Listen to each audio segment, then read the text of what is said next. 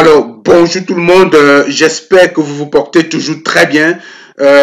J'imagine en fait la situation dans laquelle vous vous trouvez présentement, une situation inconfortable certainement pour toute personne qui investit dans les crypto-monnaies.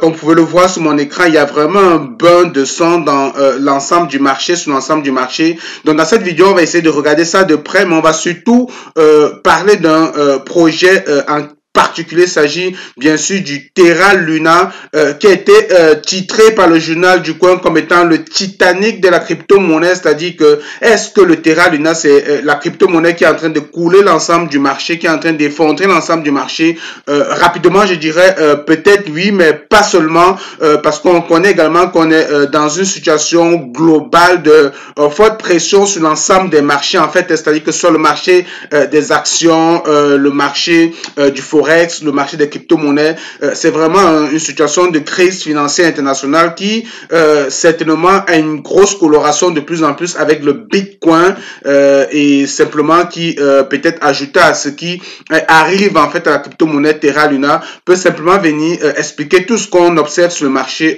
depuis pratiquement quelques jours déjà.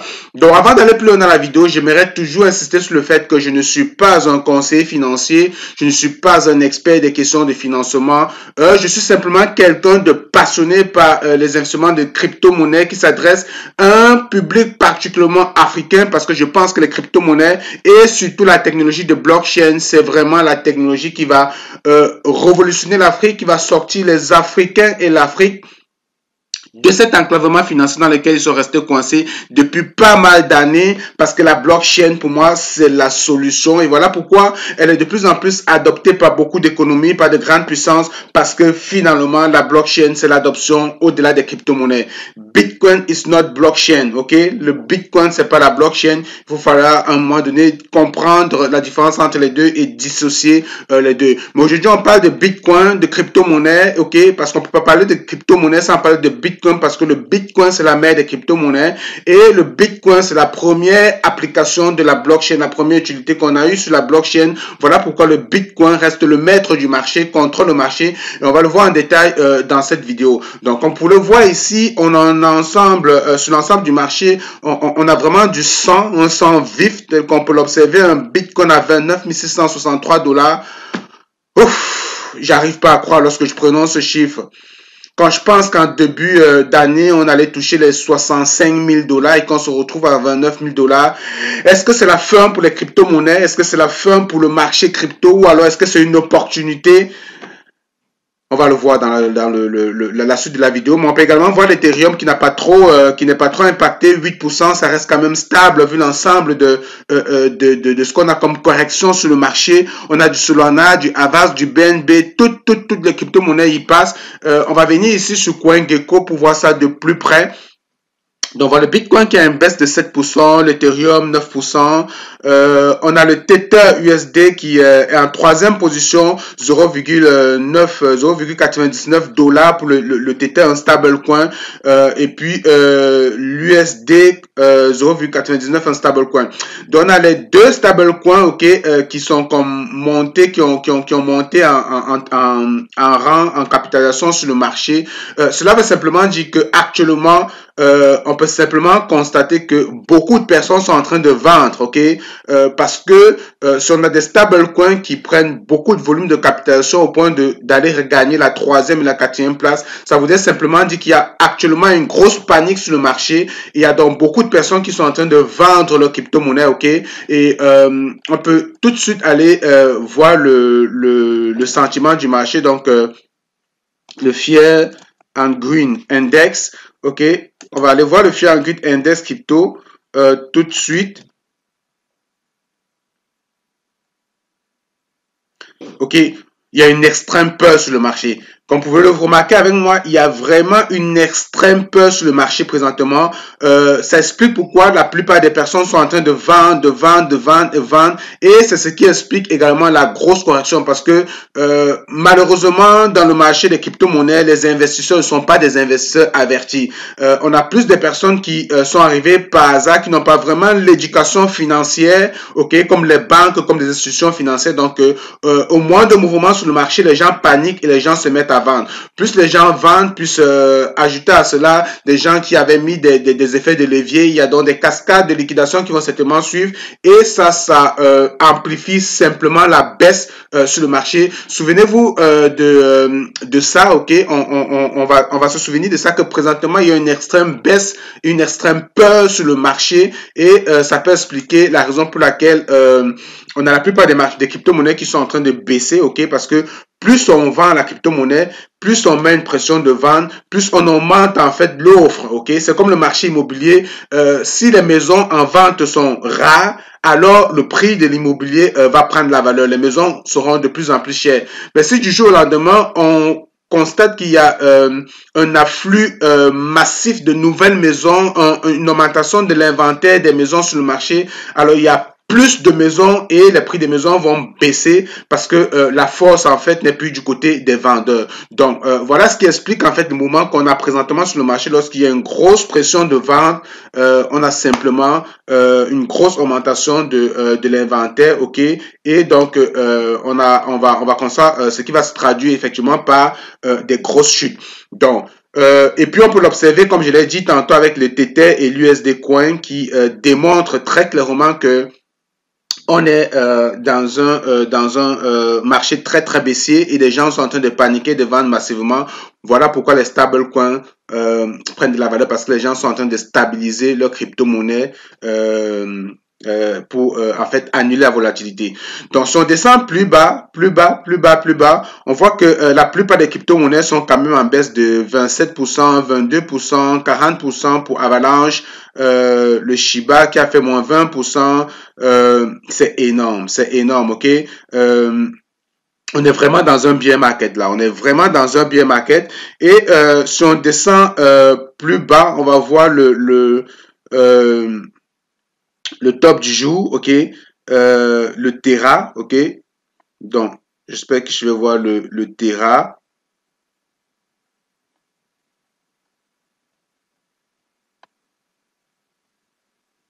Vous avez le fantôme moins 22%, moins 45% en 24 heures, c'est énorme, 45% en 24 heures, le fantôme, une crypto-monnaie que j'apprécie beaucoup. Alors, vous avez le Terra Luna. Le Terra Luna, 48% en 1 heure, 97% en 24 heures. En une semaine, sur le Terra, on est en baisse de 99%. C'est énorme. C'est énorme. Je vais profiter parce que le Terra Luna, ok, beaucoup de personnes, ok, beaucoup d'analystes pensent que le Terra Luna est aussi responsable de la chute qu'on peut observer sur le marché présentement parce que il y a une corrélation indirecte ou directe entre le stablecoin UST de Luna et le Bitcoin. Ok, déjà je vais vous expliquer c'est quoi un stablecoin parce que si on regarde ici en haut dans les positions 3 et 4 comme on l'a vu tantôt pour le Tether et l'USDC, on a vu que un Tether vaut approximativement 0,99 $, ok, et un USD vaut 0,99 $, ok. En général, un stablecoin, c'est une crypto-monnaie qui est supposée être stable, ok. La valeur d'un stablecoin devrait normalement se situer entre les 0,99 et les 1 $. Pas moins, ok, parce que c'est une crypto-monnaie, c'est un stablecoin, ok. On sait que même dans le monde fiat, ok, dans la monnaie fiduciaire, les monnaies fiat ne sont jamais stables. Il y a toujours des volatilités, ok. $, la valeur du dollar n'est pas tout le temps la même. La valeur de beaucoup de monnaies varie, évolue. Voilà pourquoi il y a également le trading forex, ok, le trading du forex, parce que justement il y a cette volatilité également sur les devises, ok. Donc ça c'est normal, 0,99 $, 1 $. Mais regardez le stablecoin Terra USD. Le stablecoin Terra USD au moment où je tourne la vidéo est autour de 0,4, 56,7% de moins, ok. On parle là d'un stablecoin. Déjà, je vais vous expliquer c'est quoi un stablecoin. Comment est-ce que les stablecoins font pour garantir en fait leur valeur, ok, pour garantir le PEG en fait.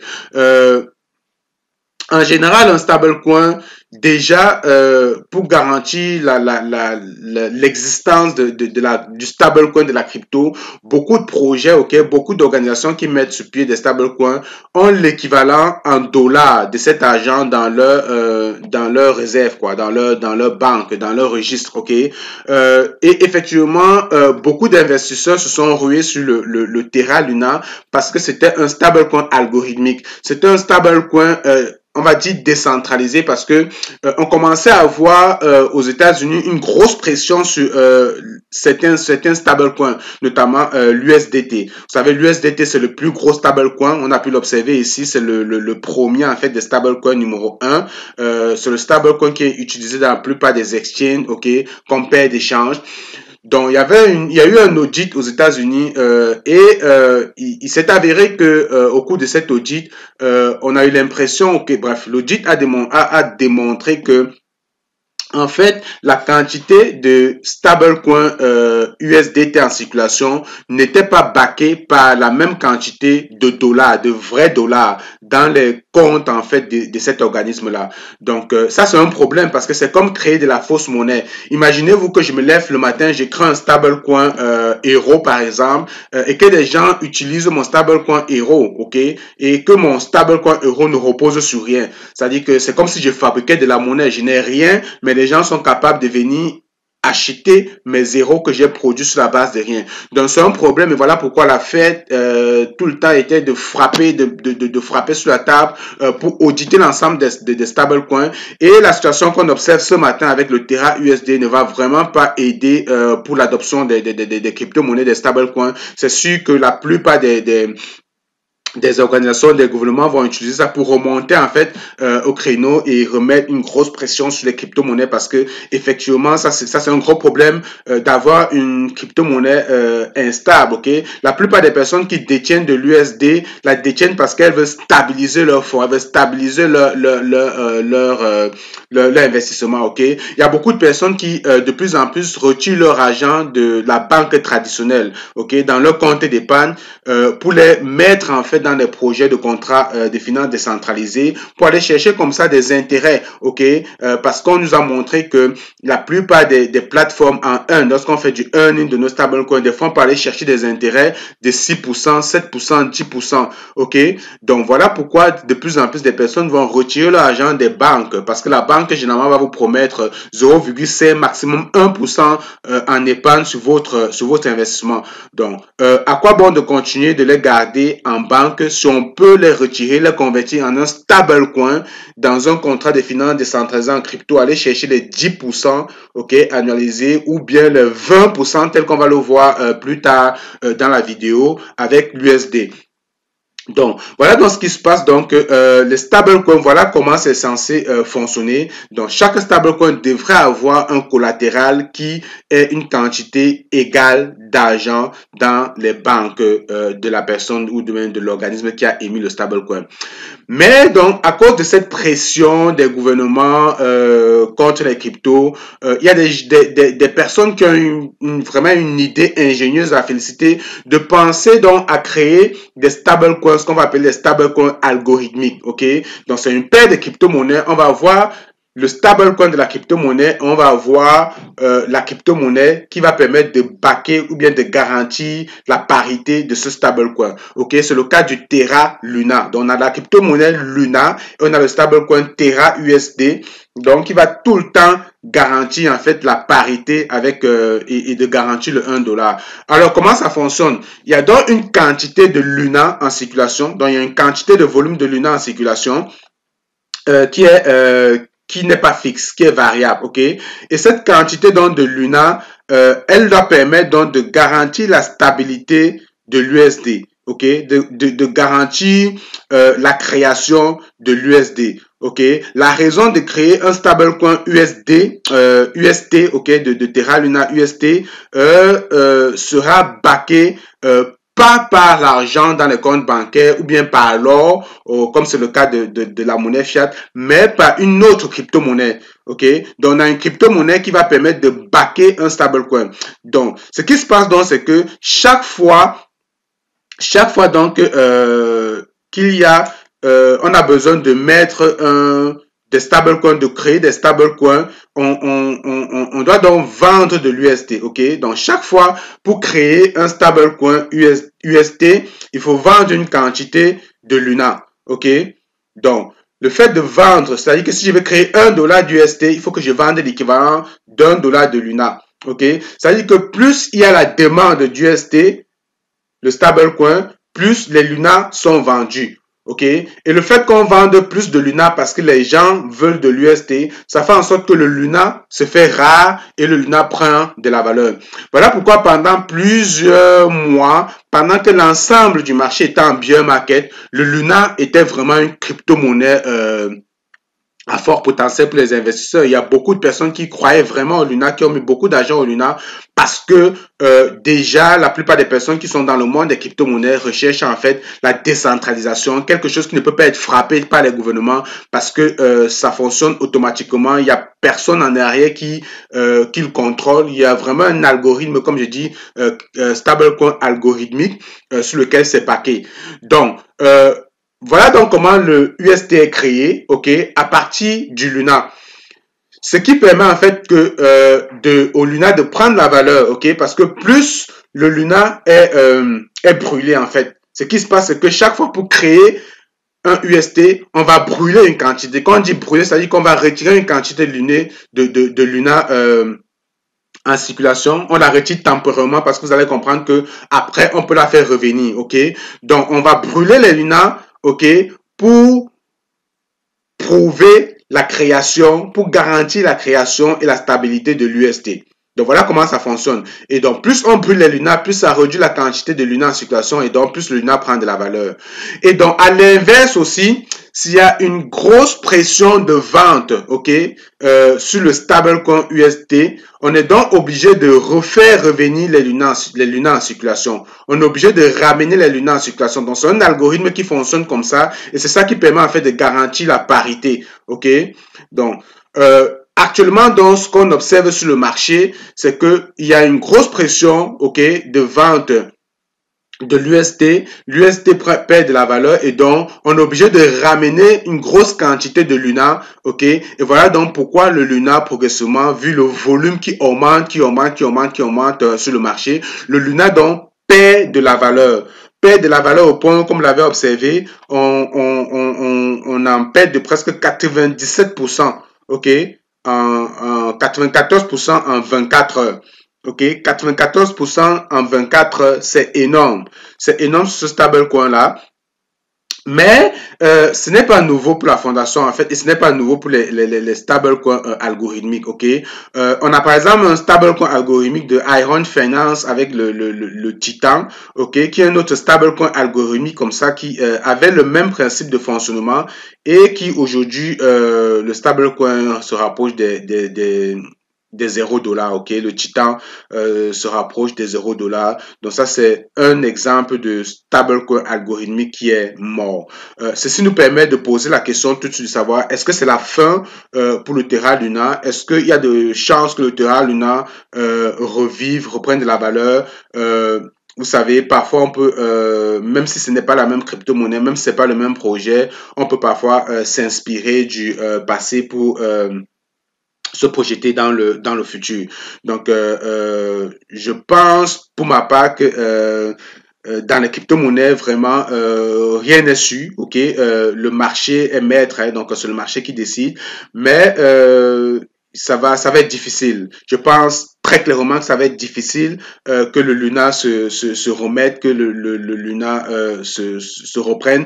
De toutes les façons, présentement, moi j'ai des Luna, j'ai acheté des Luna, je les garde, je les ai pas vendus parce que je veux pas continuer à amplifier cette pression de vendre là, parce que de toutes les façons, vendre maintenant serait vendre à perte, donc je préfère ne rien faire de mon côté. Donc s'il y a des personnes qui n'ont pas acheté, qui n'avaient pas du Luna jusqu'ici, c'est peut-être pas le bon moment d'acheter, c'est peut-être pas conseillé d'acheter du Luna présentement. De toutes les façons, avec tout ce que je vous donne comme information, ça vous permet d'avoir une orientation, une idée de prendre vous-même vos propres décisions parce que comme vous le savez, je ne fais pas de conseils en investissement. Je vous partage l'information et j'espère qu'à partir de ces informations, vous êtes capable vous-même de prendre vos propres décisions. Mais plus tard dans la vidéo, on va évoquer autre chose parce que ce que vous devez comprendre, c'est que ici, le journal du coin, vous voyez, le Luna Foundation achète pour 1,5 milliard de dollars de Bitcoin. Donc, c'était quelque chose de prévisible, ok? La Luna Foundation Guard, ok, la LFG, ok, savait que si on est dans un marché de forte pression, de bear market, il y a de fortes chances en fait qu'on voit une grosse pression en fait ou une instabilité sur l'algorithme Terra Luna, sur la parité Terra Luna, et donc ils ont commencé à acheter en fait du Bitcoin, progressivement du Bitcoin en fait pour backer, ok, ou bien pour prouver la création de l'existence de leur stablecoin. Comme on peut lire ici, vous le voyez, on dit le CEO en fait de Terra Labs, pour la première fois, vous commencez à avoir une monnaie indexée au dollar qui tente de suivre un standard monétaire basé sur du Bitcoin. Maintenant que nous vivons dans une période où il y a un excès d'impression de devises fiduciaires à tous les niveaux et où les politiques monétaires sont hautement politisées, il y a des citoyens qui s'auto-organisent pour essayer de ramener les systèmes à un paradigme plus sain de l'argent. Ok, donc le Luna donc a commencé à créer, à acheter progressivement du Bitcoin. Ok, pour backer en fait aussi et garantir la stabilité de leur stablecoin. Et le Luna détenait plus de 3 milliards, ok, plus de 3 milliards, oui, plus de 3 milliards de dollars, ok, plus de 3 milliards de dollars en Bitcoin, plus de 3 milliards de dollars en Bitcoin. Et donc, depuis hier, il se dit donc que le Luna, ok, a commencé donc à vendre, ok, ses stablecoins, qu'elle a commencé à vendre ses stablecoins, ses bitcoins, autant pour moi, qu'elle a commencé à vendre, la fondation a commencé à vendre ses bitcoins et que il y a donc un argument selon lequel 42 000 bitcoins ont été vendus. Ok, donc avec les stablecoins USD sur la blockchain Terra tombant en dessous de 1 dollar, donc étant donné que le prix du dollar descend autour de 1 dollar, il a été affirmé que le bitcoin acheté pour soutenir des réserves de stablecoins ont été vendus. Ok, donc, plus de 42 000 dollars de Bitcoin, la réserve de la Luna Foundation a été transférée vers un portefeuille. Selon la thèse de la Fondation, ces Bitcoins étaient vendus pour sécuriser l'UST à 1 dollar. Donc, voilà donc de grosses ventes, ok. Si on peut laisser, il a été souligné qu'une très petite partie des bitcoins retirés a été vendue et a continué à être utilisée pour acheter des UST.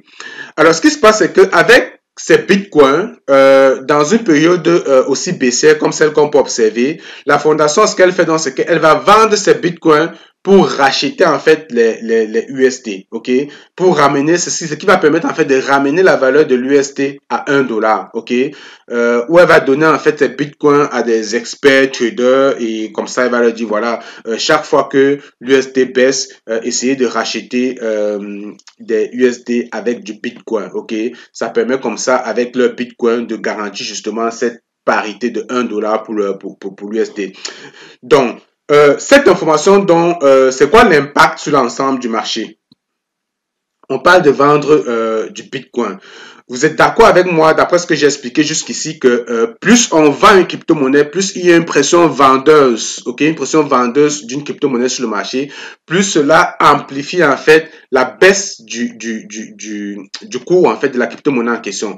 Donc, si la fondation Terra, pour stabiliser en fait la parité de 1 dollar de leur stablecoin, s'est mis à vendre de grosses quantités de Bitcoin, alors cela vient simplement mettre une grosse pression de vente sur le marché de Bitcoin. Donc, ils viennent ajouter en fait l'inventaire de Bitcoin sur le marché. Donc, si on a un inventaire de Bitcoin qui augmente sur le marché, alors cela va certainement avoir un impact sur le prix du Bitcoin à la baisse, ok? Donc, le prix du Bitcoin donc à la baisse et le Bitcoin ayant une parité avec la plupart des crypto-monnaies. Donc, si vous regardez en fait sur les exchanges, donc si vous êtes nouveau dans les crypto-monnaies, vous devez certainement absolument comprendre que en général, et je vous ai toujours dit cela, lorsque vous voulez avoir une idée globale de l'ensemble du marché des crypto-monnaies, vous pouvez vous concentrer uniquement sur du Bitcoin et de l'Ethereum parce que ces deux crypto-monnaies à eux seuls détiennent plus de 50% de toute la capitulation globale de l'ensemble des crypto-monnaies. Donc, la plupart des crypto-monnaies s'échangent avec du Bitcoin, s'échangent contre du Bitcoin, ok? Voilà pourquoi si le Bitcoin baisse, l'ensemble des crypto-monnaies du marché sera baissier, ok? Parce que la plupart des crypto-monnaies ont un lien direct avec du Bitcoin, une grosse corrélation avec le Bitcoin. Donc, si Terra Luna a fait de grosses ventes de Bitcoin, ok, alors cela a entraîné le prix du Bitcoin vers la baisse et par conséquent de façon directe, ok, a entraîné ou bien de façon indirecte a également entraîné une grosse baisse de l'ensemble du marché des crypto-monnaies, ok. C'est sûr que ce n'est pas l'unique pression de vente, c'est sûr que comme je l'ai dit à l'entame de la vidéo, il y a la situation économique actuelle, il y a la guerre en Ukraine qui vraiment on a vu la peur sur le marché, le Fear and Greed Index, on a vu que la peur est sur les 12%, c'est vraiment très bas, c'est-à-dire que les investisseurs sont vraiment dans une grosse peur et donc il faut faire attention, ça prouve que on est vraiment dans une mauvaise situation, donc investissez avec beaucoup d'intelligence présentement. Alors, qu'est-ce qui a poussé en fait le projet UST à la crypto-monnaie ou le stablecoin UST comme ça à de grosses pressions de vente? Alors, ce que vous devez comprendre, c'est que sur la blockchain Terra Luna, il y avait un protocole, le protocole Encore, ok, qui proposait comme ça un APY de 20% sur le stablecoin UST. Donc, ça veut dire que si vous aviez le stablecoin UST, vous pouvez le mettre dans ce protocole et aller chercher les 20%. On parle d'un stablecoin, c'est-à-dire que, je l'ai déjà expliqué, ça veut dire que si vous avez votre argent en banque, vous êtes capable de sortir votre argent de la banque qui vous promet, proposait des rendements de 0,51% ou trop, et vous êtes capable donc de convertir cet argent en stablecoin UST, d'aller le mettre sur le protocole Encore et d'aller chercher les intérêts de 20%. Mais ce qui s'est passé, c'est que Encore a commencé, depuis quelques semaines, a donc commencé à réduire on a commencé à voir les intérêts, les investisseurs commencent à avoir les intérêts vraiment réduits à la baisse autour de 16%, 15% par là. Et donc, l'être humain étant toujours à la quête de, je sais pas, de l'investissement, du gros investissement à l'affût de l'investissement, des meilleurs rendements, autant pour moi, l'être humain étant toujours à l'affût des meilleurs rendements. Alors, les investisseurs ont donc simplement commencé à retirer leur investissement du protocole Encore, ok? Comme vous pouvez le voir sur le dashboard ici, on peut voir que ici, le total deposit est en baisse de 43, presque 43% et les emprunts aussi ont baissé de presque 88%. Donc, ceci donc a eu un impact, une pression sur l'UST et voilà pourquoi l'UST a commencé à se décorréler en fait du 1$, de son prix d'1$ sur lequel il devait rester fixé, ok. Et donc, certainement, l'algorithme avec le Luna en arrière n'a pas suivi, n'a pas fonctionné parce que c'est un protocole algorithmique. Normalement, quand l'UST baisse, le protocole, l'algorithme est supposé brûler les Luna pour garantir les 1$. Donc ça, certainement, ça n'a pas bien fonctionné. Et donc, pour remonter ça, garantir la parité, la fondation a été obligée de vendre leurs réserves de Bitcoin. Et aujourd'hui, on annonce qu'ils ont vendu déjà pratiquement tout leur Bitcoin. Donc, voilà donc la situation du marché présentement. Donc, voilà ce qui se passe sur le marché. Et pour ceux qui m'ont déjà suivi, j'ai déjà fait une vidéo sur ce que j'ai appelé les cycles de marché, ok, les cycles de marché crypto. Et vous devez avoir certainement compris que chaque marché a des cycles et il y a une psychologie également, ok. Il y a une psychologie. On va aller voir rapidement à titre de rappel.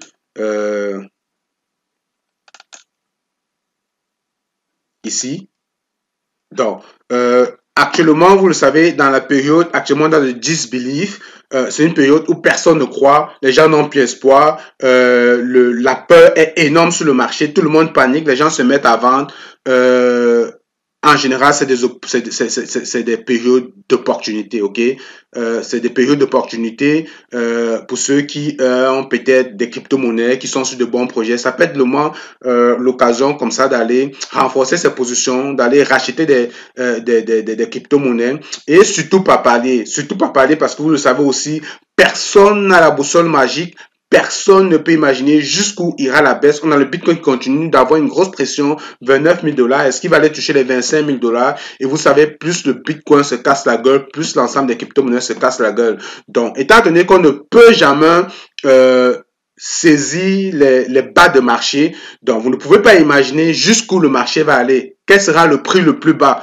Voilà pourquoi progressivement vous êtes obligé de saisir des opportunités. Donc, essayez de diviser votre investissement en plusieurs parts et acheter peut-être tous les 2 jours ou bien toutes les semaines une certaine quantité de crypto-monnaies. Ça fait que plus si on a de la baisse, plus vous achetez plus bas et à l'inverse, si ça repart vers le haut, au moins vous n'aurez pas trop perdu.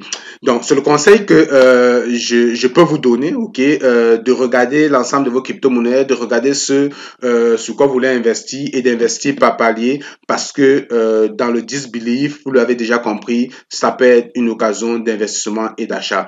Donc, surtout, je ne pourrais pas terminer la vidéo sans le dire. Si tu as aimé la vidéo, ça c'est important de liker, de la partager. Partage la vidéo parce que l'information est capitale et utile pour la plupart des investisseurs. Et si tu vas aller plus loin dans la vidéo, plus loin dans la formation des crypto-monnaies, j'ai un site web, ok, de formation qui s'appelle cryptoexpo.com. Cryptoexpo.com, donc j'ai une formation, les fondamentaux de la crypto-monnaie qui vont comme ça te permettre d'investir sereinement dans la crypto-monnaie, de comprendre le marché, les cycles de marché, qu'à acheter, qu'à vendre, ok? C'est cette formation donc que je te propose si tu veux débuter ou si tu es débutant dans les crypto-monnaies et puis partage également l'information autour de toi si tu as certainement des personnes qui recherchent une formation de qualité, ok, et puis un accompagnement parce que j'ai un groupe privé des personnes qui ont acheté ma formation, je te donne du suivi, je t'accompagne de façon personnalisée quand tu as des questions ou quand tu as des zones d'ombre dans la formation. Donc j'espère que tu as aimé cette vidéo, sinon lâche-moi un commentaire, c'est toujours un plaisir de vous lire, de comprendre en fait ce que vous pensez, qu'est-ce que vous pensez du marché actuel, est-ce que pour vous ça semble être la fin des crypto-monnaies, est-ce que c'est fini pour les crypto-monnaies, parce que si vous répondez à cette question, vous aurez la paix d'esprit. Donc dans une situation pareille, si vous êtes un investisseur sur le long terme, ça ne sert à rien d'être trop présent sur le marché, de tout le temps regarder les courbes, de tout le temps regarder son portefeuille, fermez simplement tout, déconnectez-vous et puis revenez d'ici un mois, certainement les choses auront changé. Allez, on se revoit dans une prochaine vidéo. Salut!